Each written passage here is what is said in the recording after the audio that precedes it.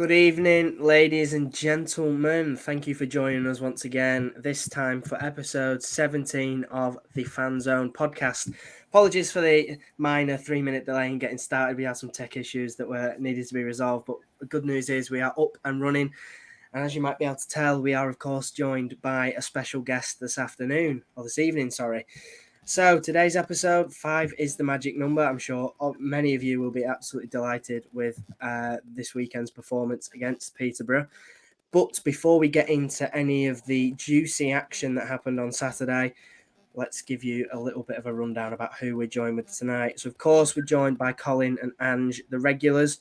Good to have you with us, as always. However, there is also someone with us tonight, and this is Paul Welch. So many of you might have seen Paul or Paul's company dotted around the stadium. So Paul is the owner of the Bolton Gin Company.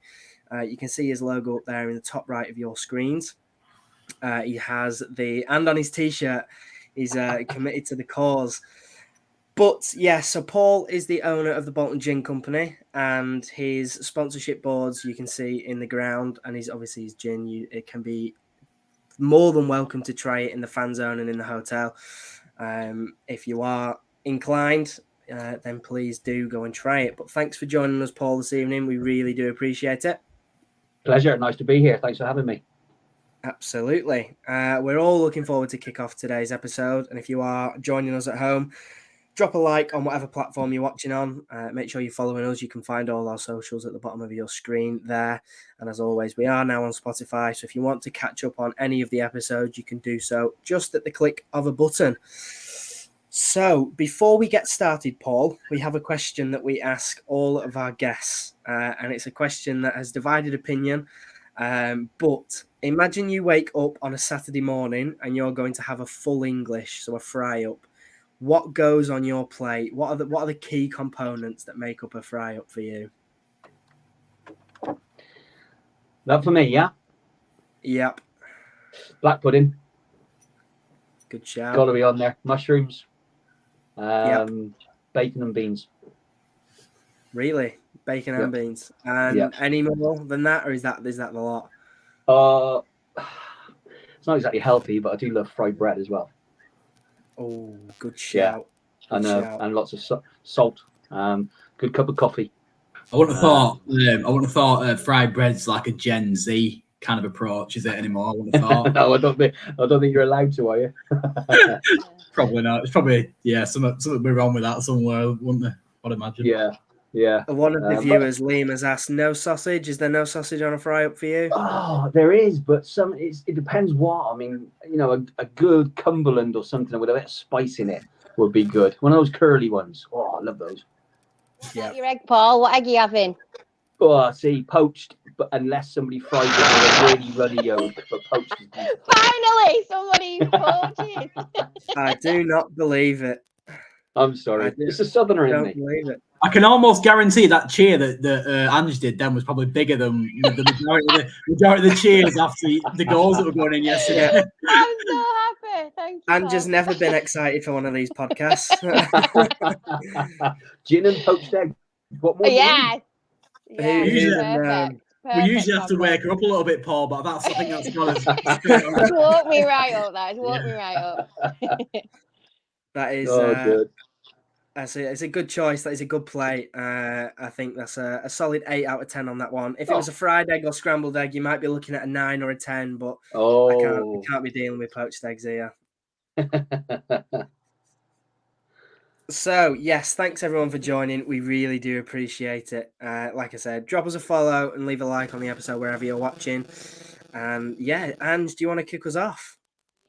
So, Paul, tell us a bit about how the gin company came into fruition. Like, what were you doing 10 years ago up to now? Give us a quick rundown. Okay. So, I mean, it's the weirdest story in the world, and it wasn't just me at the start. There was a few. 10 years ago, I would have been managing a bank, so absolutely nothing to do with gin whatsoever.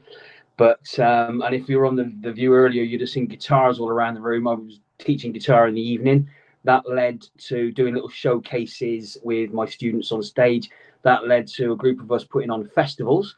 That led us to getting a horse box and selling other people's gin on it.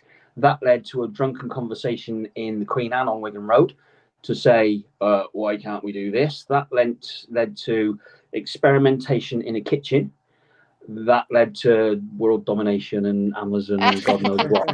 Yeah. So the craziest journey. World domination in conjunction with Sharon Britton, I guess, Paul, yeah? Yeah, exactly. Yeah. Yeah. So, yeah, I mean, I even forgot. I mean, not that I'm advocating too much alcohol use, but I'd even forgot that I'd bought something on a Friday evening. I woke up on the Saturday morning, looked at my phone, and had a GoDaddy 99p receipt. And I'd bought www.theboltongincompany.co.uk. And if I hadn't have had the receipt on my phone, I would never have remembered. Wow. And then it all quickly, with the guys that were involved at the start, that we all sort of like, oh my God, we better take this seriously. And then just over 3 years ago, I was the daft one that decided to jump across full time, put it all on the line and go, do you know what, I'm going to do this. And here we are now. Fantastic. I think what you've done in answering that question in such a detailed manner, you've kind of answered my question actually. Sorry. No, don't apologise. Fine. Yeah, it's good. Don't worry about it. It's just something obviously that I thought of previously, but obviously I'll let Ben go ahead if you don't mind, Ben. Absolutely. So, obviously, you're now the proud owner of the Bolton Gin Company, and there were obviously other people to begin with that helped you along the way. But obviously, many people will have recognised so far that you don't have a Bolton accent and aren't from Bolton. But what does Bolton mean to you? Obviously, your company has sort of grown with Bolton over the last few years that you've had it, and is now taking another step in sponsoring the club and having that partnership explored. So would you say that as well as sort of growing the company within Bolton, that you've almost grown with Bolton too? So the backdrop of it, I used to come up here to do training with the bank that I was working with and stuff like that, to come up and train people up here. So my missus is from Great Lever. Okay, she moved down to Gloucester, where I'm from, and I can speak from both sides of the divide. Down there, they're not quite as friendly. She didn't like it, so sold up sticks and came all the way up Them6. I didn't know what Them6 was until I moved. I thought it was the M6, but it's not. It's Them6. Yeah, it was a new motorway. And I've never ever been in a place. Southerners were a different breed, but I've never been in a place where you've got so many mates instantly. Because people knock Bolton, and I'm just sorry, I'm just not one of those people. It's a friendly place. I was made welcome instantly. I've got two daughters, Ella and Lola, both born up here. They've got the accents, so I'm halfway there. What accent? Yeah, I don't have an accent. What accent? Go up town. Go up town. That one. No, I'm trying. But you know what? This is home. The Bolton Gin Company has been something that's made me, I suppose, a little bit known. And I don't mean that in a biggie way. I mean, it's, oh my God, it's the Gin Man. And that's what I pretty much get called. But I don't think I could have done this anywhere else and got the support that I've had with this company from anywhere else like Bolton. It's just, people need to get behind this place a little bit more, because it's not a bad town, guys. It's pretty cool up here. It is So, indeed. I certainly know how to get my hands on your goods, Paul, because I've sampled it many a time. That's the poached eggs, see. So do you want to just give anyone who's listening or watching an idea of how either like at the club, in the stadium, or other ways of getting a taste of the Bolton Gin Company gin? Yeah, so we've got the website, obviously, just the standard, boltongincompany.co.uk. We're on Amazon now, which is nice. I've worked with lots of, because I don't deal with big companies. I turned down Morrison's, turned down the Co-op. We're not no, we're a Bolton firm. So everybody I work with, I know, corner shops, that sort of thing. We've got our own shop in Horwich, and I've got a number of bars that I own now on the back of the the success of this as well, that you can get it in. But I suppose the major thing is that we're on sale in Bolton Wanderers Fanzone. We're on sale in the hotel, Premier Suite line of Vienna. The advertising around it, the website is UK wide, and believe me, Bolton's reach is the club is UK wide. We send stuff through the link on the Bolton Wanderers website and ours to Bolton fans up and down this country. So wherever you are, website, local shops, local bars, and especially the club. Yeah, we can taste our crazy things all over the place. Give us an idea of the furthest in the UK north and the furthest in the UK south that you've delivered to. Okay, so without pigeonholing people, we send a lot of Iron Brew to Aberdeen. Yeah, we do. We sell Iron Brew gin, and we sell a lot to Scotland. So yeah, we've delivered to the Shetlands. We're on sale in pubs in Bournemouth, Devon, Cheltenham, just next to where I'm from.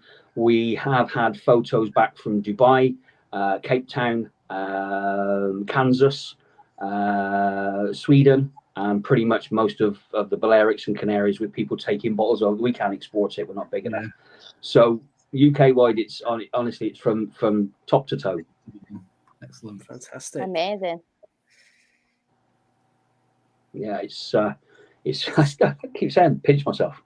Yeah.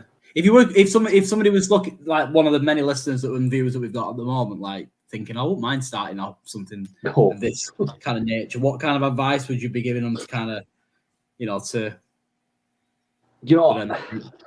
It's weird. I mean, if someone's got an idea, and I think I tweeted or put something on LinkedIn or something about, if you've got an idea, there's going to be 1,000 people out there that are going to tell you that it's a bad idea. And 999 people are telling you it's a bad idea because it wasn't their idea. If you've got something that you really think, just do it. It doesn't matter if it works. It really doesn't.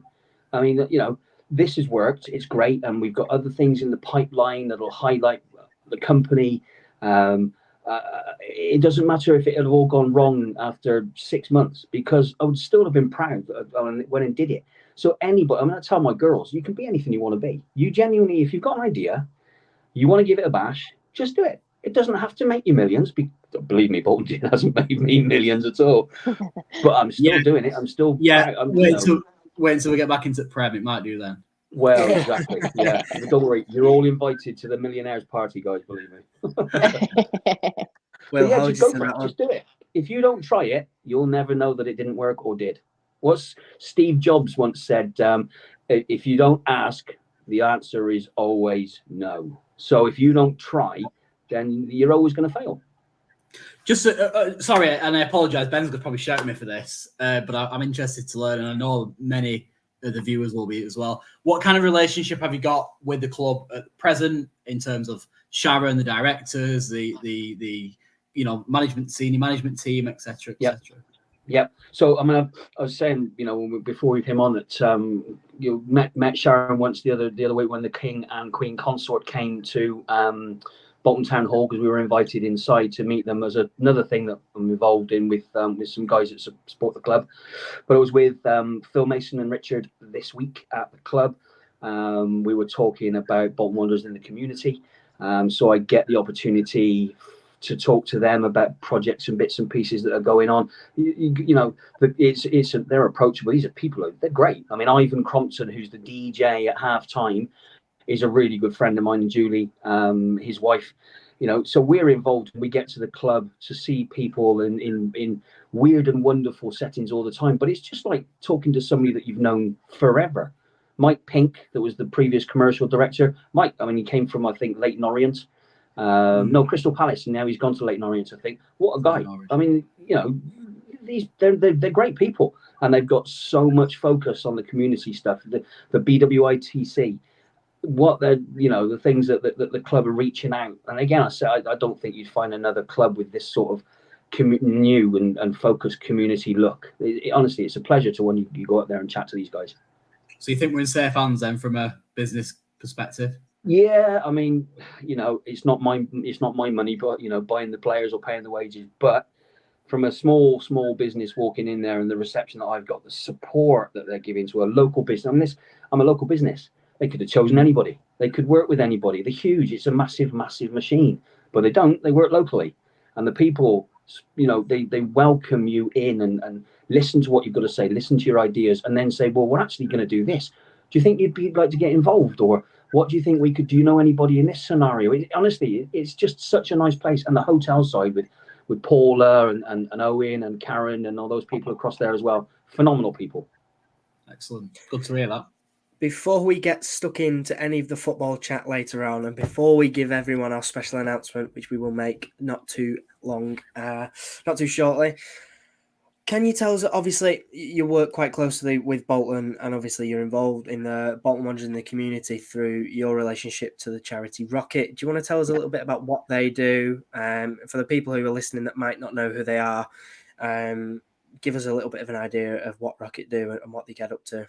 Yeah, of course. So I'm fortunate enough to know a couple of people, one being Lisa Forshaw, who's obviously a great supporter of Urban Outreach with Dave Bagley and those people, and Dawn Louise Price. And they introduced me to Julie and Ivan to Rocket, and we mentor marginalised kids in music. So not only just playing and teaching and forming bands, but stage presence, recording, mixing, sound engineering, all that sort of thing.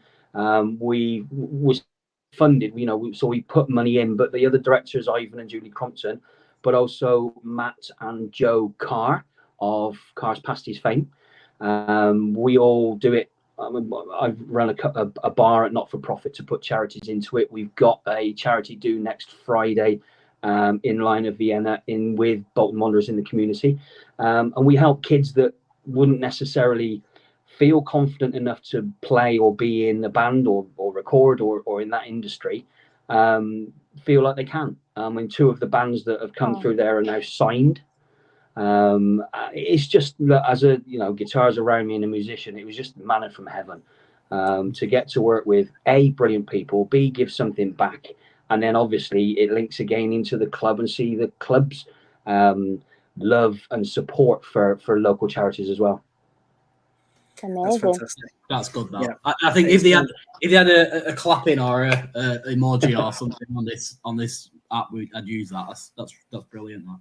It's nice to be able to say, isn't it? It's nice to be able to give something back sometimes, and it just gives you a real warm glow. I mean, in our bar in town, we put on open mic nights and things for kids that nobody gives anybody a chance. That's 10 years old, that's never played in front of anybody. We're like, nah, come on down, you're brilliant, and we'll tell you you're brilliant, and everybody else will know you're brilliant. And you never know, the next major star, I don't know, producer, whatever, anything, could well have come from Bolton because somebody, not just me, but lots and lots of people gave them a chance and told them they're good. Aww. It sounds like a fantastic project. And if you want to find out a little bit more about Rocket and what they get up to, then we will find some links after this podcast and put them over on our socials, and you can go and take a look. Fantastic. Thank you for that, guys. That's much appreciated. That. No, absolutely. You're very welcome. Thanks for joining us. We really do appreciate it. And Pleasure. as promised, we do have a bit of a special announcement to make. There have been some pretty wild guesses as to what that might be. We may have a little bit more of an idea as to what it is now, but Paul, would you do us the honours? Yeah, so for everybody that's watching and everybody that supports and stuff, so we're going to put an open-ended discount code on the website for any of you. So all you've got to do is put in Fanzone 10, so FANZONE in capitals and then 10. And for as long as you like, all the supporters from Bolton Wanderers, from the podcast, from everything, 10% off absolutely every order that you make through the site. Thank you. You're welcome, We guys. really appreciate it. So, as you all heard, get yourselves over to the Bolton Gin Company. If you're looking for a Valentine's Day present that you forgot about, you know what to do. Ben, is that you? It's not me. If you're looking to get yourself a Valentine's Day present, or maybe you've got some birthdays coming up, if you head over to the Bolton Gin Company, use code FANZONE10, and you'll be rewarded with a nice little 10% discount. I think my missus is watching in the other room, so I think I'll chicken that what she's having. I recommend the fruit salad one. The fruit salad is my favourite. Yes. I recommend that. I do like, yeah. And again, it's just a way of saying, look, Bolton supporters, Bolton Town have taken the Bolton Gin Company to their hearts. So it's generally just a thank you from me because, hey, we wouldn't be anywhere near where we are without the club, without the supporters, without the sponsorship, and without the people of Bolton. Brilliant. Amazing. Thank you, Paul. Much. I've just noticed some of the viewers have dropped off. I think they've gone to buy some gin. But That'd be no, nice. thanks very much for that, Paul. We really do appreciate Pleasure. it. It was a pleasure talking to you. And you thanks too. again for helping us out. We do appreciate it. My pleasure. Perfect. Look forward to I'm speaking sure to you we'll again. speak to you again soon. Have a nice evening. Thanks very much, guys. Cheers. See you later. See ya. So there we have it. I will quickly switch back over to the 3 camera so that Ange isn't half and half. But there we go. That is Paul from the Bolton Gin Company. And as you all heard, Paul is giving us a discount code. So if you head over to the Bolton Gin Company, you can use the code Fanzone10 at checkout for 10% off. So thank you very much for that. So I suppose now we should get into the football stuff. Something happened yesterday, didn't it? It did indeed. Something magic happened. I think we played 5,000 games up until that point or something. Something along them lines, yeah. And some other 5 was happening as well, weren't it? Some of the 5, all of the 5. Yeah, not to boast, but 5 is most certainly the magic number.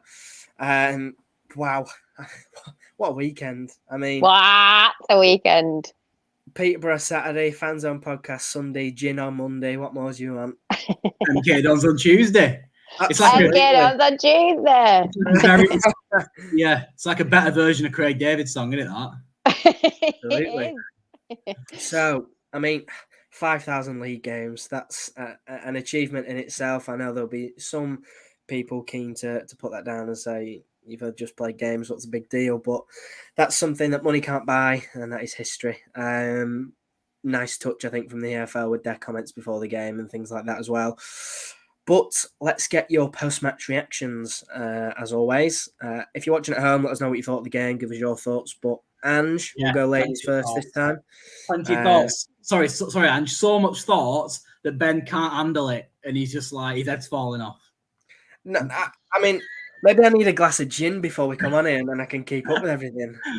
So just to warn you, I've got no comments on my telly, so I can't even help you with comments today, Ben. No, blimey. I'll help you. Calling you on comment. Yeah.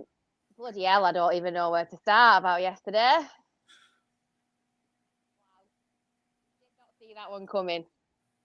No, it was bonkers. Special. It felt like a really, really special day. It just clicked, didn't it? It just all clicked. I was really nervous in the morning, worry, that nervous, sick feeling. But they were just on it, and like when we get to man of the match, I'm like, could be so many of them. I don't really want to spoil it by like dissecting it too much because I just really enjoyed it. I also had quite a few to drink while I was watching it. So I might let Colin do the dissecting, but I just had a right good day. Well, I can't blame you. Well, I didn't have a good day, to be honest with you, because I was watching the game yesterday at home. Unfortunately, I couldn't attend, and I was looking after my little boy, and his naps were like well out of sync, and he ended up waking up just before the game, and it was a nightmare. So I just had to just put him in the hallway and just watch it. So it weren't very good having him scream. No, I'm joking. I didn't really do that. I watched the game yesterday, and I thought it was, to be honest with you, I was a little bit. I know we scored after like 12 minutes, didn't we? And I was a little bit up until that point, and then slightly after it as well. I was a little bit concerned because I felt a little bit like Peterborough were in the ascendancy yesterday, and they came at us. And obviously they recognised that they wanted to close that kind of gap from between them and us in the playoff spots.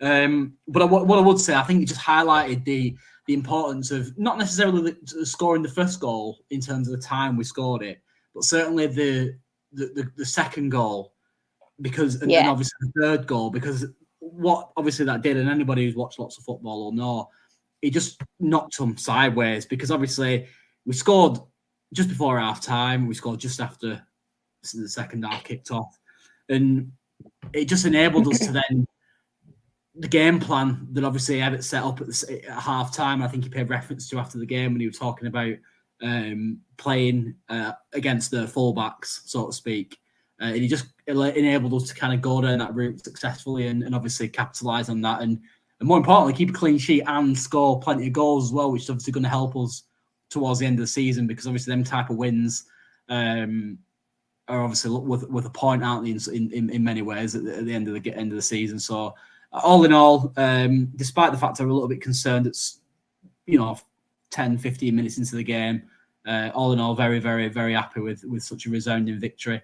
I've got my man of the match down to a T, and obviously I look forward to chatting about that. But obviously, I'm also keen to learn what other people's thoughts are as well, because plenty of people in the chat, and yeah, it'd be good to get your opinions on what you thought of the game. There are indeed. They certainly weren't a bad side, were they? The thing that's the thing. We were playing a good football inside, and I think that's what that shocked me, that we came out with that result. They've got a lot of attacking threats. That's clear, and they had a couple of chances, and I think Calvin, I can't remember his name. If I could abbreviate it, I would. What's he called? Johnson Clark Harris. Sorry, my apologies. He scored. GCH, as the commentators call him. That's it. Yeah, he had a free header, didn't he? And if that goes in, it's potentially a different game. But they're the margins, aren't they? And we managed the game fantastically well after that. And I suppose it's just that clinical edge again, like we've talked previously, of not having it and missing chances, and we didn't yesterday. We put them all away. Indeed, that's that fine margin.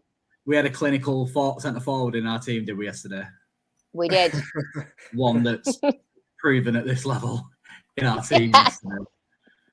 One that's really got 20 goals in our team yesterday. Yeah. Absolutely. Do not write him off. The man is on fire. Talking about Ian Charles, by the way, if anybody's not too sure. Well, I don't know. You could have been on about Santos. He bagged himself a couple. Maybe he's going to be. Maybe he's going to be the next centre forward for us. But yes, honestly, mirroring everything that you've just said, the game I thought was fantastic. I think, apart from the first 15 minutes, just before and just after we scored, there was a bit of a rough patch. But for a large part of the game, we looked like we were just enjoying ourselves, which is not often that we see that. There was a real air of quality about every single one of the lads that were on the pitch yesterday. And yeah, that was really, really good. Good to see, and hopefully we can continue that fine form. Just one thing there, very quickly. I did notice yesterday we had less possession than them. I guess probably because we've scored at vital times and obviously we'd sat in and let them have the ball and all that type of stuff. We had less shots as well, but more on targets. That obviously highlights that we were clinical, weren't we, in our approach yesterday, and obviously that's why we won so comfortably. And all the shots on target pretty much went straight to Traff. Yeah. They're a really good team going forward. They create a lot, but so many of their chances were so wasteful and just went really far wide of the post and things like that. Yeah. I think the big difference, which Chris has actually just put in, was that the balls that we put into the box and into the penalty area were of so much better quality and were so much quicker that I think we saw it for Dion's goal, especially. The cross from Geth was pitch perfect. A phenomenal cross, beautiful. Dion put it away. It was unbelievable. It was really, really good. And that, for me, was the big, big difference yesterday. Just the nature of the chances we were creating were of a much better quality. That final ball that we've lacked so many times was really hit on the head. Another thing as well that I seen yesterday, before the game started, not by much, but they were favourites.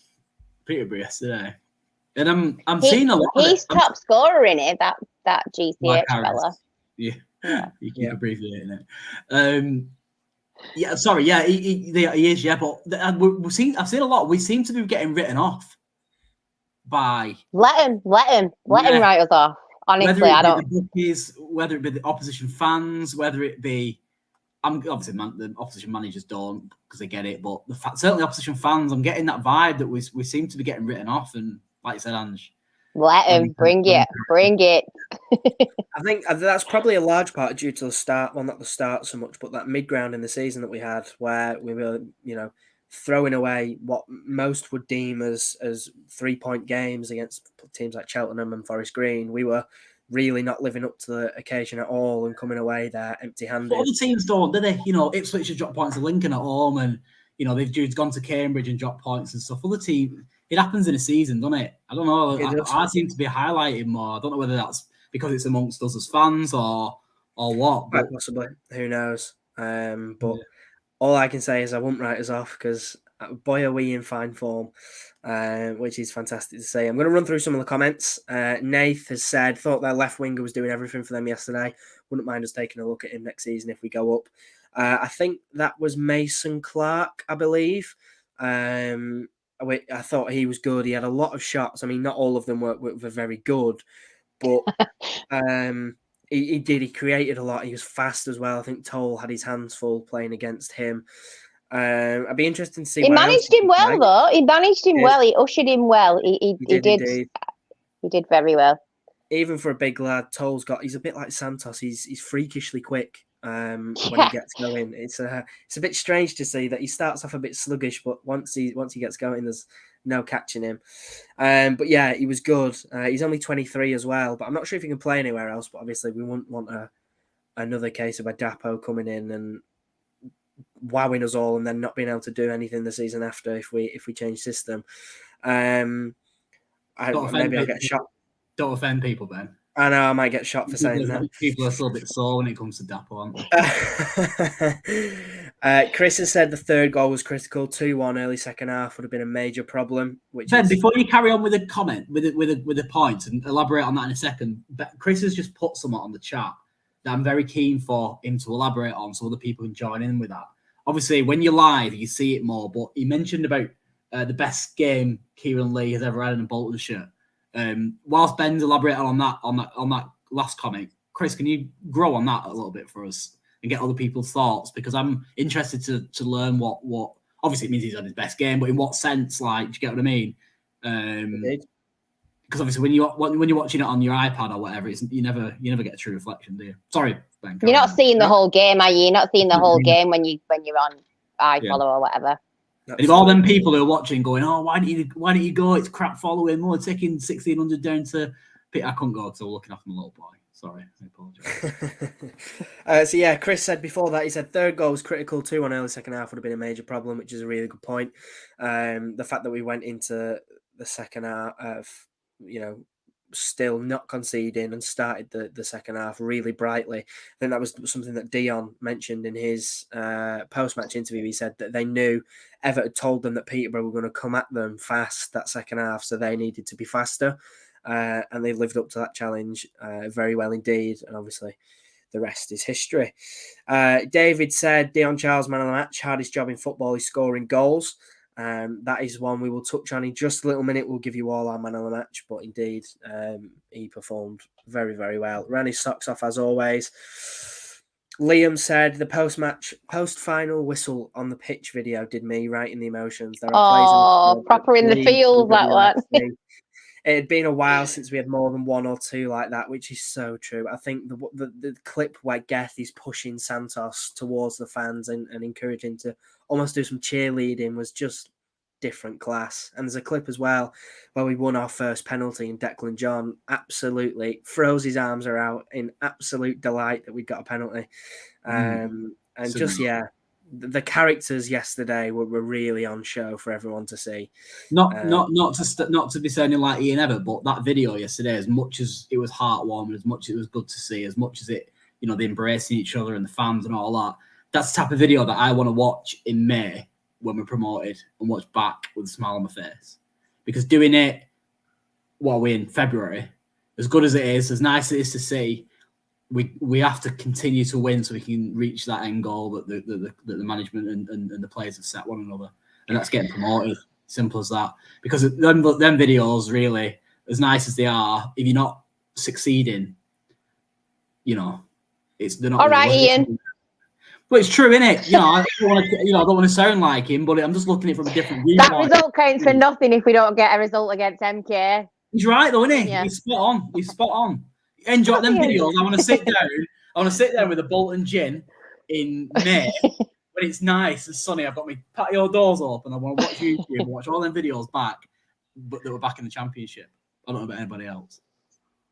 It would be nice indeed. But I think it is important to remember that those videos that we're seeing of players, showing their character and showing their commitment to the badge and things like that, they go a long way in actually getting us promoted. Because if you've got those characters on the pitch, they're the ones that carry you through those, promotion challenges. And it's that playing for the badge. That's exactly what it is. That's what I want to see out of a Bolton player, that they're proud to have that badge on their chest. Speaking of characters, what I noticed on the video that were posted yesterday, the new lads, they seem to fit in very well, aren't they? The lad that we got on loan from City seems to be a big character. Obviously, I saw Cameron Jerome. He was encouraging Rico to go to the front of the fans, and I think Chris Markham and his team. They don't just recruit on player ability. The big part of it is the characters of these lads, and that's what it's all about, isn't it? It's a really good point. I watched a podcast and I cannot remember for the life of me who it was with. I think it might have been David Moyes, but he said that when scouts go out and watch players, which I know we don't do, but a large part of the recruitment process is actually ringing up family members, ringing up people that they've played with, ringing up other members of staff that they've worked with before, and finding out all about what they're like, what sort of personality they've got. Because the last thing you want to do is challenge a dressing room with a difficult character and potentially mentioning no name. Well, yeah, indeed. We don't name names on the Fanzone podcast. Anyone who does not represent us in any way, shape, or form. But that's the last thing you want to do. You don't want to create holes in a dressing room that's been built brick upon brick and really damage any solid foundations that have already been made. Let's have a look who else we've got. Chris has also said Shortire and Lee is the perfect combination, which is a really, really good point. Those two, I think yesterday in particular, were unplayable. David Jones has said Santos once again had Clark Harris in his back pocket. What a play we have. The togetherness is spot on. Declan John is a revelation. He's like a new signing. Who was he referring to then? Declan John, Colin. Was it? Right. Yeah. No, so I missed. I was reading the comments. Who was he talking about? It would have been your favourite. Yeah, that's the one. Will Aimson, fan favourite. Liam has said work rate has gone up another notch. I don't know how Dion even lasts 45 minutes, the running he does. When we press teams in the league, they panic, and I think Everett has cracked it that pressure wins. It's a good point. Dion, he just runs his socks off. He doesn't know when to stop. Same as Kyle Dempsey, I think, is another one that just does not stop running and working. Chris obviously saying that that's the best game Lee's ever had in his Bolton shirt, and Connor agreeing, saying, how is he doing that at 34?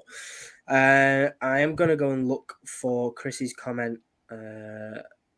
There we go. He said he couldn't take his eye off him, and that's in reference to Kieran Lee. His movement, the timing of the press, and his energy for a playing we used sparingly. It was like we took the reins off him. It was a good point. He's just one of those that you can't help but watch, even if he's not got the ball, just the way he moves, the way he operates, the way he goes about his business. You just know he's played at a higher level and he knows what he's doing. He's a very, very clever and intelligent player. And for us to have... I know we lost, was it 4-1 in the end against Villa early in the season, but that game for me highlighted how good of a footballer Kieran Lee is, because for an hour he was probably the best, maybe longer actually, he's probably the best player on the pitch. And he's a very, very, very good at football person. He is indeed. That's exactly how I would have explained it. Nathan has also said it looked like we started a 3-4-2-1 instead of a 3-4-1-2 yesterday, having Shortire and Lee behind Dion. I didn't see the first, I think, 20 minutes of the game. You had problems, didn't you, Ben? I did. I had many problems. I was very frustrated with the EFL. Not just with his iFollow. With his iFollow. But yeah, I did notice actually Shortire dropped deep on a number of occasions and looked to try and come and pick up the ball and bring us forward, which obviously he's very, very good at. And yeah, I mean, Shortire, a lot of people said when he signed that, is this the exciting signing that Everett was on about? Because I'm not very excited. Yes, he is. Jesus Christ, does he get me excited? You can clip that if you want. That's a free one for you. But wowee, what a player. Just unbelievable. And to do it at so young as well is fantastic. And I think I'm just about he had him caught up on the absolutely comments. tied. He had him tied in knots. It's He just did, didn't he? unreal. Really, really good player. So moving on, just a little bit away from that, Luke Mbete made his debut for us. I thought he was pretty impressive. Another one, similar to a lot of players in our squad that people were quick to write off before he'd kicked the football or done a football. However, came on in what was, he had some very, very big shoes to fill in the role of Georgie J, but I thought he lived up to it pretty expertly, actually. So my question to you both is, has he silenced those critics, or is it too soon to judge? Colin, what do you think? What did you make of Luke Mbete's performance yesterday? Very assured, weren't he? And I think he offered. Obviously, we're used to George Johnson at left-sided centre half, and I think he offered us that same kind of balance in terms of his passing and positional play from along that left-hand side of the defence. He was a kind of performance that it looked like he'd been with us a while, if that makes sense. And I think playing alongside Rico helps, and I think obviously playing in the side that has a lot of the ball helps, because obviously that's where he's kind of come from and what he'll be used to. But also familiarity as well. It's easy to forget that he's come through with Trafford at City, and he's been, but he's known him for many years, so that'll help as well. But very comfortable performance, good, fantastic distribution as you would imagine, and obviously from a fan's perspective, comfortable with him, fitting in for the foreseeable future until George Johnson comes back. I'd be interested to know if anybody can tell me a little bit more on the chat. Can he play across? Can he play across any other parts of the defence, or is he predominantly and purely a left-sided centre half? I don't really know much about him to be able to form that opinion, to be honest. But as far as critics, or what did you say? Did you answer your question? Has he done silence the critics, or is it too soon? He can't have critics if he's not even played a game, can he? Well, you would have thought so, but unbelievably, Bolton fans are. And if you are critiquing a guy who hasn't even pulled the shit on yet, have a long look at on the word of other fans. Yeah, on Huddersfield Town, for Christ's sake. You know what I mean? They're a rugby town for a start. You might as well ask a Wigan fan. So he has answered the critics, because he played well. He kept a clean sheet in his first game. So yeah, indeed. And what did you make of his performance? Were you impressed? I thought for a young lad, he was very assured, and couple of tiny little wobbles, but I didn't expect him to be that comfortable. Like Colin said, he looked like he'd played with us for a while. Yeah. So for me, and I would never judge a player till he's in a shirt. So fingers crossed. A couple more weeks under his belt, and he'll be like he'd been with us all season. I think it's good as well, because he's going to come up against an MK Dons team that, bear in mind, have improved quite a lot since we played them early on in the season. But we should obviously have a lot of the ball, shouldn't we? And obviously, we should be able to nullify a lot of their threats. So that'll help, because he's kind of bedding him in a little bit, isn't he, ahead of the next few weeks? Because I'm terrified of that Wickham game next Saturday, me, to be honest. I know I said the same thing about this Peterborough game. You did. Say it again, Colin. Keep saying it. Well, funny enough, I think it was David Green who last episode was telling Colin to say we'll lose, and look what happened. I didn't think. Yeah, I think we'd get a draw against Peterborough. I think I'm sure. Well, David, if you're watching at the end of this, make sure you tell Colin to tell us to lose again, because clearly it works its magic. We've got some comments. Football is all about opinions. All right. Indeed. Nath has said that, well, this is a response to a comment that Liam put on saying that he was holding his right thigh before going off. I think it was more cramped, but I did see that and think that's why the sub was made. And Nathan said, which is what I was going to say actually, that he's played 6 games for Huddersfield and to play in such a high intensity a week after signing will take its toll. Great to see we have another alternative to Jono, which I think was a similar problem to Lundaloo. Even though he'd played a number of games, the work rate that we're asking of our players week in, week out is going to take its toll, and there are going to be bodies that can't, deal with the pressure so soon. Chris has answered your question. Colin said that he's a left-sided centre half, so a great backup to Jono. Should anything happen, injuries or just a healthy rotation, it's always nice to have those healthy options. rotation. Yeah, you need, your strength. It's all about strength in depth. And I will obviously, I think majority of people yesterday were listening to the game through iFollow, but it was Peterborough's coverage, I think. Yeah. And it was quite interesting, funny. Yeah, we won't talk about that. But actually, it's not the worst. It's not the worst. They weren't terrible. What I was going to say is it was interesting that the guy who was the commentator, not the core commentator, he paid reference to our strength in depth, even with the amount of injuries that we've got, which was really positive. Really, it just shows how far we've come, really, done it in such a short period of time. So yeah, and better to step in for George Johnson when George Johnson has to play left back or whatever. Don't matter, does it? They're all good enough to step in and replace one another, aren't they? Absolutely, and it is, as you said, really, really good to see. Nathan said he was worried when Jono got injured that we wouldn't have anyone who could do what he did, but I bet he was class and didn't look out of place, which I think is the big thing. Along with all the new signings, actually, none of them look out of place, and they all seem to have that character about them that they seem like they've been with the group for absolutely ages. I know Vic at the end of the game went over to Charles and was having a good laugh that he'd obviously got the match ball. And those interactions that perhaps we don't see as often as they might happen, on the training ground and things like that. It's so reassuring to know that those players that are coming in, out of sides that maybe are struggling or with no real experience playing with us and with that group, that they can fit in so seamlessly is really, really reassuring. Declan John, also back in the team again. I mentioned it in my last one, and it was good to see that against teams that want to play the football, Declan John looks like a world beater. However, I won't refrain from using the term tin pot, but against teams like Cheltenham that just want to put the ball out of touch and go home and put the feet up, he looks, sometimes it gets caught out a little bit, but I thought he was excellent yesterday again. Immeasurably a better option against teams that want to play football. Agreed. Would you put him in against Sheffield Wednesday away, or would you have George Johnson left back and then Better left-sided centre half? Against Sheffield Wednesday, I'd have John at wing back, Jono at left centre half. However, yeah, 100%.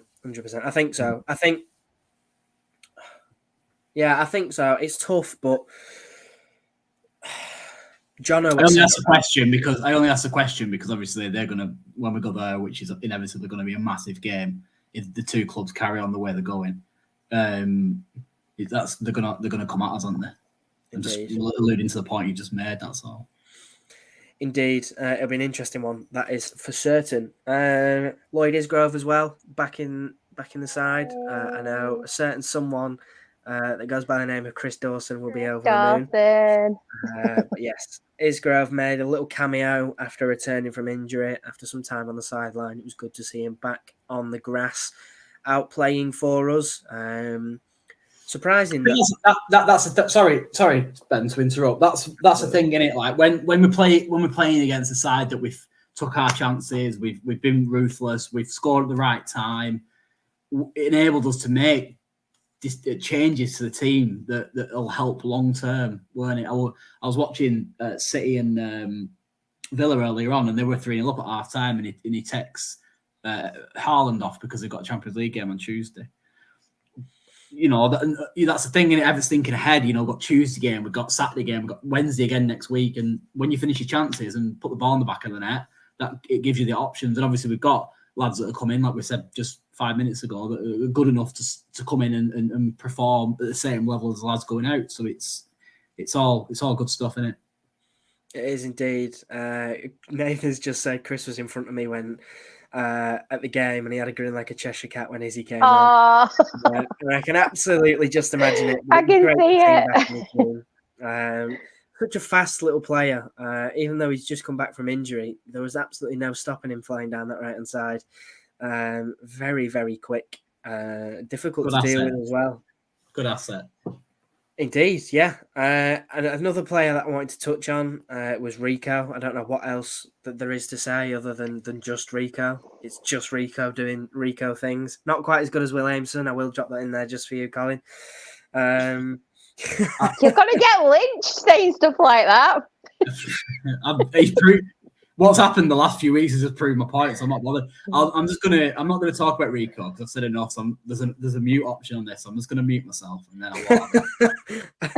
then Colin's dropping out of this one, but yeah, another fantastic performance. And I do believe I did say on last Sunday's pod, I'd love to see him score a goal. Well, and boom. Who are you choosing next week? Who do you want to score next week? Who's not scored yet? Trafford. Let's have Traff. Let's have a goal from Traff. Chris, Ever, if you're watching this, then get Trafford on penalty duties next week. We all want to see him bag. Yeah, he's just immense, isn't he? Just an unbelievable player. Absolutely no stopping him. And for him to get not just 1 but 2 goals yesterday was credit to the effort that he's put in. To come back from injury, from a really tough injury as well, and perform the way he has done speaks volumes about him. Another player who blew us all away yesterday in Dion Charles. Colin, you can jump back on for this one. I'll let you have your say. But wow, what a man! What a man! Unbelievable. Just he's. I know people say he should score more goals, and he probably should, and I'm sure he'd probably be the first person to admit that. But what he gets is he gets his rewards, doesn't he, for his tenacity and his hard work. The engine that he's so critical to us. He's absolutely critical to the way we play because that press from the front is unbearable, really, from a defensive point of view when they're trying to get out from the back. And he just sets a tone, doesn't it, for the rest of the side. So he's so important. And yesterday when he got that hat trick, buzzing for the lad. And I love his attitude as well after the game. I'd noticed that Shola Shortire was wanting to take that penalty, the first one, didn't he? And he was desperate for the ball. Dion's like, no chance. No chance. They didn't really have an argument, but they had a little bit of a word with Dion had a word with him, and afterwards he said, didn't he? He said, I'm a centre forward. I'm here to score goals. I'm on penalty duties. I don't miss them.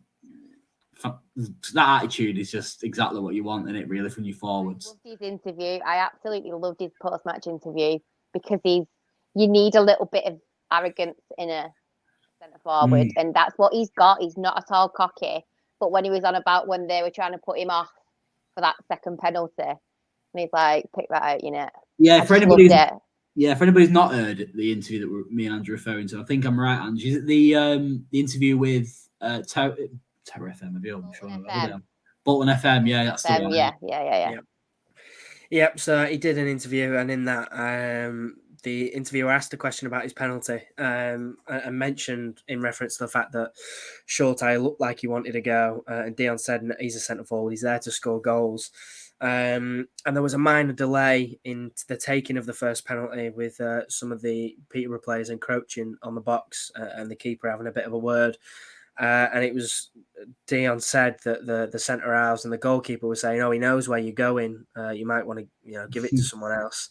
And obviously Dion went and put it in the back of the net, and then walked past and said to the keeper, "Pick that one out." And that's the sort of attitude you need in players. And it's incredible, really, because you look at, November time. If someone had said that to Dion, he knows where you're going. Every chance that he might have missed the penalty or had it saved or whatever, but confidence in that lad at the minute is just unbelievable. playing off the park. Nathan said unsung hero for me was Morley. First goal came from his free kick, which Rico nearly got on the end of, and our last goal ran around their fullback. And to put a ball like that in with his weaker foot, some player. Indeed. Every week, I think, I'm not even sure if it's the player. I think it's that role, because we saw it with MJ, that when he operated in that role Definitely and played. He's definitely the player, Ben. Do you think? Yeah. MJ, I love MJ. I think he's a great footballer, and against some of the weaker sides in this division, he's perfect to have on. But Aaron Moore just takes it to that next level. He's coming on leaps and bounds every single week.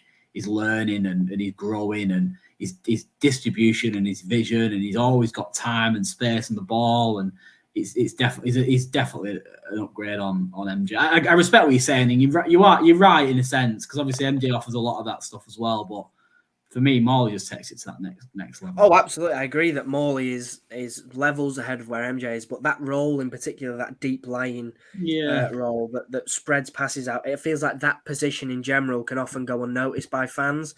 It's often the case that they aren't, putting their body on the line in the net or scoring goals. They're operating in a pretty sometimes neutral part of the game where they have quite a lot of freedom to spread the ball and drive the team forward. And so I've noticed a lot that Morley can often go unnoticed, not in terms of his performance, but in terms of fans actually crediting him for the work rate that he's got and the performance that he puts in. I think a player like that, you kind of like after, unless he scores a worldie like he is Charlton, you have to kind of like watch him or watch the player in question throughout the game, don't you? Really, to kind of understand, appreciate exactly what he's done. Appreciate. Yeah, that's what I'm looking for. Absolutely. Liam has also put in a good comment and said Geth had a blinder. The fact we didn't miss Connor at all, he even had 2 assists and nearly 2 goals, is another really good point. The strength and depth we have is just phenomenal. I think with Geth, it shouldn't really come as much as a surprise, though, really, because he offered us that output last season, didn't he? Really, and I think he did a pretty good job. He's come back since his injury. He's come back like that player. Yeah. The start of the season, he was a little bit off it, but he's come back and he's been like a breath of fresh air. I've seen him back to his best. I enjoyed watching him yesterday. The poor lad lost his mum early this season, though, didn't he? I think I'm sure that's a contributing factor to dropping performances. But yeah, I do. Another big part is probably the fact that there's so much competition for places at the minute. Players are fighting to be in that team. Yeah. We've seen with John obviously coming back into the team, working hard on the training ground, has earned him his spot, came on against Charlton and did enough to keep his spot, and I'm sure will have done enough this week against Peterborough to do the same. And Dion now having competition with 2 strikers on the bench, both of very good quality, may well be driving him on to pull his socks up and work even harder, which I didn't think was possible. Yeah. Do you think the fact that we've gone kind of 2 up front, that's kind of how we're going to be, moving into the back end of the season? That's kind of what we're going to be doing, because I look at the striking options. Obviously, you've got Dion. I'm talking about out and out forwards, centre forwards. You've got Dion, got Cameron Jerome, got the lad we just signed from Burton, Victor and Dan. We've got and the lad from Southampton as well. That's 4 options that for essentially, historically speaking, 1 position. Now, obviously, I know that Shorty yesterday kind of played as a false 9. You want to call it that? I'm not sure whether that's right or not. But do you reckon that's what the plan is for the rest of the season, to go 2 up top? It certainly looks that way. And I think the intention is to have Shorty as a 10. Yeah. Obviously, Lee's playing his socks off, but bless him, he can't keep that up for an entire season. I mean, if he does, then all credit to him. But the last thing you want is a player like that out with injury. So we've got to use him sparingly, so to speak, and just give him his moments to shine. But in games like really rough old games like Cheltenham and things like that, I wouldn't want to see him almost go to waste, a player of such technical ability being forced to play through a low block against proper scumbaggy teams. It feels like a bit of a waste. But Nathan's just said as well, John Daddy's got to come back as well at the end of the season. Will he be back for the end of the season? Yeah. I'm not sure if it's at the end of the season or after the end of the season. Right. I think it'll all depend on how his rehabilitation goes. I don't see there being a big rush with him, though. I'll be honest. No, me neither. Wouldn't expect to see him for the rest of the season. Yeah, I'll be honest. I can't see him. We'll see him this season. Can you? No, I don't wouldn't. think so. And depending on how his recovery goes, it wouldn't surprise me if we didn't see him maybe next season. Yeah, Obviously, he's Catcher's out of back, isn't he? contract. Yeah, Sorry, Ben. I apologize. I've just seen one of the things come through. So Catcher's back. Is he back on Tuesday or Saturday? That is available, isn't it, on Tuesday? He's done 3, hasn't he? I think so. But yeah, really, really good in numbers up top. So it's that time. Fanzone man of the match. Who do you choose? Colin, we're going to go to you. I have a feeling I know who you're going to say. Do you? I think, certainly one of two. No, well, I was only a small percentage of the people that voted for Shola Shortai yesterday as man of the match on Bolton's. Oh, I must say it wasn't who I thought. Yeah, I thought he was outstanding yesterday. I'd seen a stat. I don't know whether it was I don't know whether it was linked to Man United's Twitter or not their official Twitter, some kind of Fanzone thing that they had. His stats yesterday were absolutely phenomenal. 100% dribbles, didn't fail on one dribble in the 63 minutes that he played. He had 28 touches, 93% pass accuracy. He wins duels as well, which I found he's winning duels as well, which is found quite interesting. So putting his foot in and breaking up the play and winning the ball back for us high up the pitch. Yesterday, obviously, I know Dion got that trick, and I know Rico played outstandingly well as well. And that, you can't take anything away from their performances. But I just thought the way that he played yesterday enabled us to play the way we played, and in turn, the way that resulted in us scoring as many goals as we scored. His spatial awareness is phenomenal. His touch is perfect. His vision's phenomenal. The frightening thing is, he's 18-year-old, and the gap in quality between the Premier League and where we are at the moment in League One is obviously so much bigger than we even can imagine. Because if he's not getting anywhere near their team with his ability, which is obvious why he isn't getting anywhere near their team, it just shows how miles away we are from that level. Because that lad is a massive talent, and we're very lucky to have him. I think he's a good replacement for Dapo, for anybody who's listening, because I think he fits better. He fits better, doesn't he? We're not forcing that tactical change, are we? To get Dapo in the team. This lad just, again, same as the lad from City, just like he's been playing with us for months. I thought he was outstanding yesterday. So my man of the match was Shola Shortai. And who was yours? So I won't be quite as lengthy as Colin, but right up until that 5th goal, I was with him. I was with Shola Shortai. But just because 2 goals and a clean sheet, the fact he plays in the number 5 shirt and the whole 5-5-5 thing, I'd give it to Rico. Fair enough. I don't think many arguments can be made. Mine is Charles. We all went different. I know. It's not often we have that. No, it's not. But no, mine's Charles. Hat trick for the lad. Nothing less than what he deserves. Ran his socks off. And yeah, just unbelievable. What a player. But I like that we had 3 outstanding performances. For me, they were the 3 players that were absolutely outstanding yesterday, and it's nice to have that difficult decision as who you give it to, isn't it, rather than it being one outstanding player. Absolutely. Again, there's players that we could mention, like you said it before about Gethin Jones played very well yesterday. Excuse me, I thought James Trafford did very well because again, when he was called upon, commanded his box, saved the shots that he had coming at him, albeit they weren't the best, but he still had a job to do and he did it well. So there's a lot of players that you could say, not man of the match, but performed to a high level yesterday. Indeed. And looking ahead to our next fixtures, so obviously we've got MK Dons on Tuesday. We are currently 4th in the league table, slowly creeping our way up, believe it or not, closing that gap on the top 2 with some fury as well. 2 losses in 19 games, and we have the most points in 2023. Currently sat on 19 out of a possible 24, I think it is. And yeah, most points in 2023, which is just outrageous. The January revival is well and truly on. I don't know how many seasons we can have this, but it seems to be happening again, doesn't it? MK Dons. Sorry, I was going to say, I think about a month ago, I've got screenshots somewhere on my phone. I'm not doing it just yet, but about a month ago, I think we were 14 points, I think, from the automatics. We're 6 now.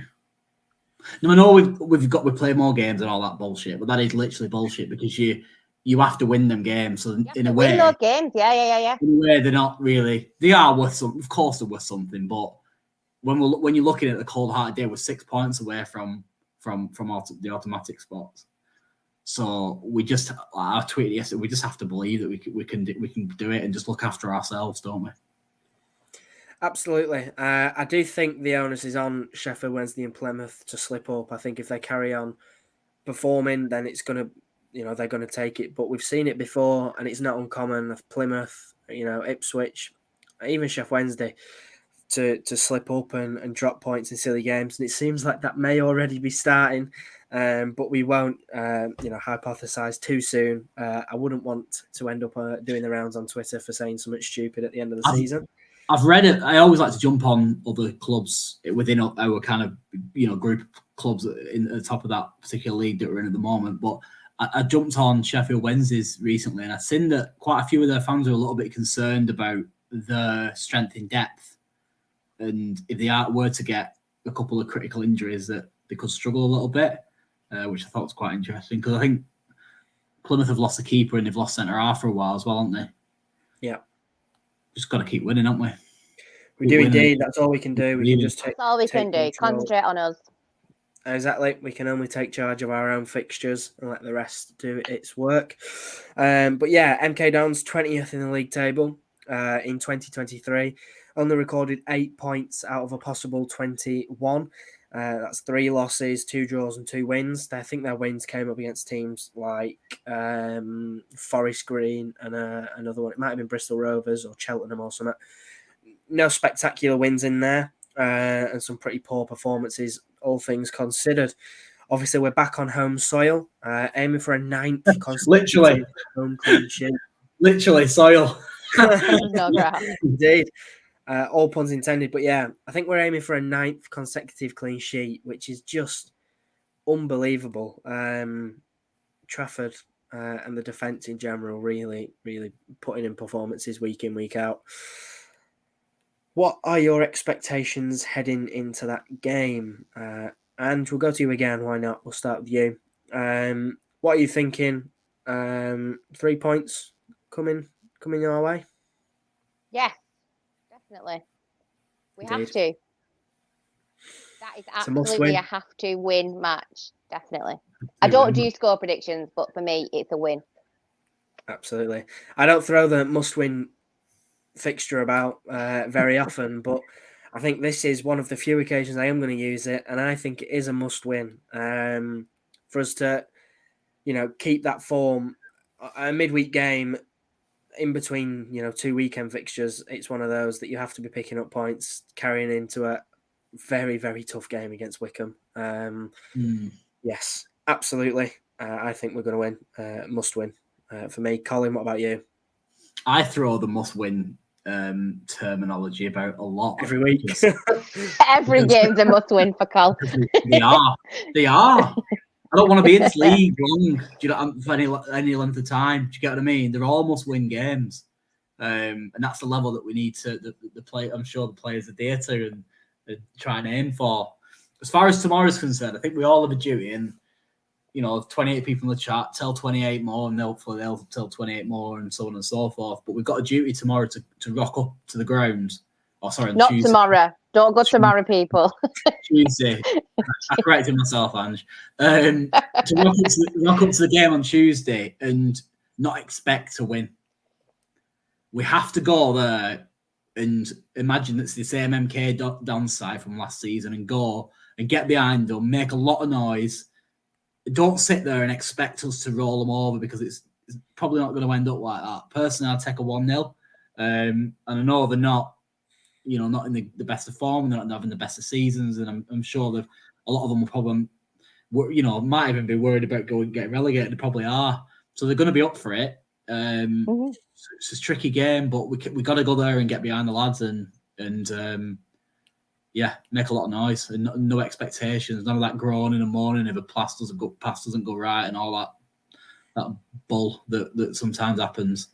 Malarkey. Yeah, malarkey, I absolutely agree with that. I think those fans that are going to rock up on Tuesday and sit there and complain after 20 minutes that we're not 9-0 up and Dion's not got 3 hat tricks are in for a bit of a surprise because it's going to be a Cheltenham repeat. They're going to play a low block. They're going to sit deep.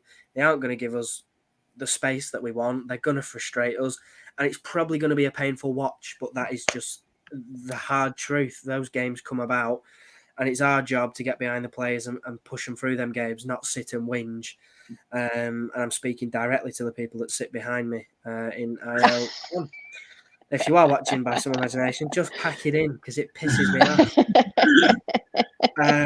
David Green has popped a comment on and he said, Colin, it's a must lose. Colin's got to tell us all we're going to lose. Yeah, I'm getting a reputation here, aren't I? It seems that way. Liam's popped a comment on. Go on, Colin. Were you going to say no, I'm not saying that. What? Liam's put a comment on about the games in hand, and he said the thing on the games in hand for the others is 2 points. One, there is a rumour of another beast from the east that might take the games getting called off and condense their fixture list. And 2, they all play each other. So, not only are they going to perhaps have to deal with some pretty hefty fixture congestion, they've all got to play each other. So anyone. That's a good point. That I didn't realise that. So yeah, a really good point. Thanks for that, Liam. Before we wrap things up, we're an hour and 10 minutes in. These seem to be getting longer and longer every time. So we'll do our best to wrap things up pretty swiftly. But Trafford has kept a clean sheet in 16 of 31 of his games so far this season. Portsmouth keeper last year was Gavin Bazunu, obviously a City youngster, the same as Trafford, who kept 16 clean sheets in 44 games at 20 years of age, which is the same. And for those of you who don't know, Bazunu is no longer with Portsmouth or City. He earned himself a move to Premier League outfit Southampton for a deal £20 million?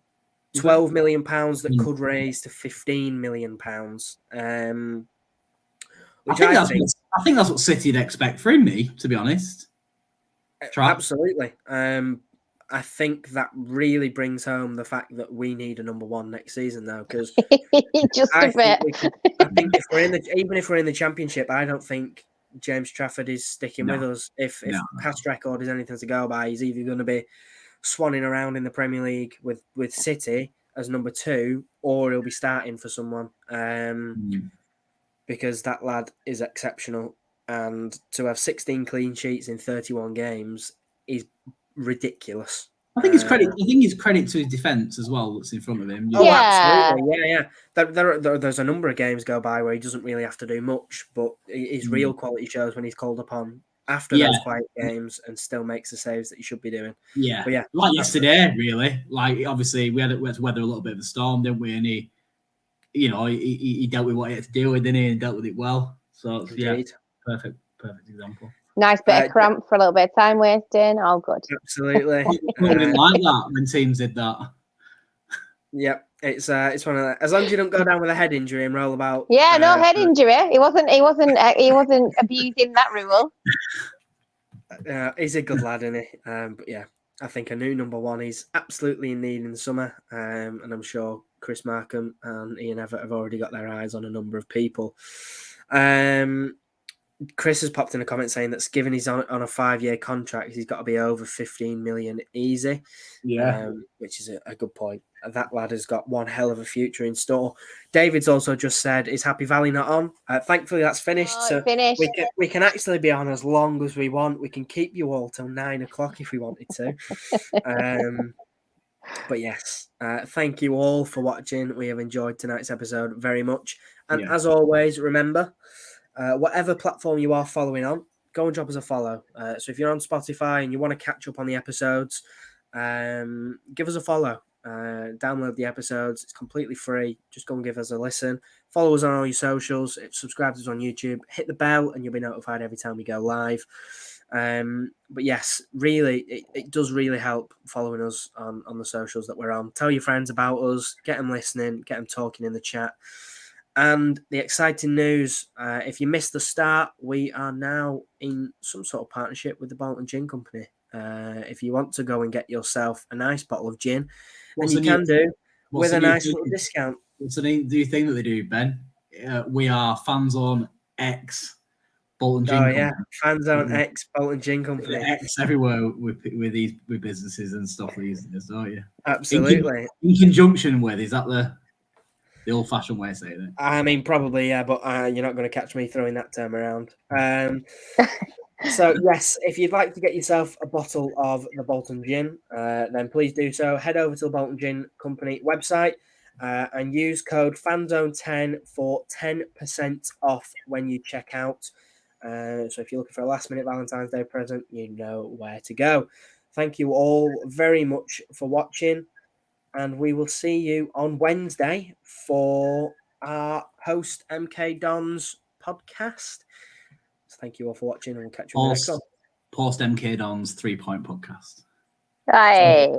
Sorry, David. If we lose, it's Colin's fault. Yeah, you can blame me. See you all later.